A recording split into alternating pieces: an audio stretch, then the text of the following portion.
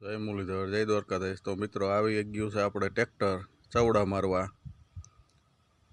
આપણે જોડાયેલ રહેજો આગળ બ્લોગમાં. અસલમભાઈ અત્યારે આપણે ત્યાં ટ્રેક્ટર લઈને આવી ગયા ચવડા.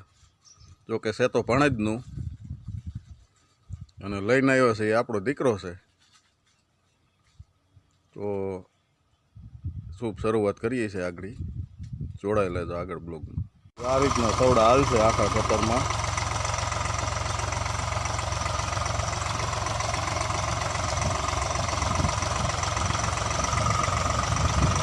બહુ સારા લાગે છે અને ફેફા પણ બહુ નહીં થાય.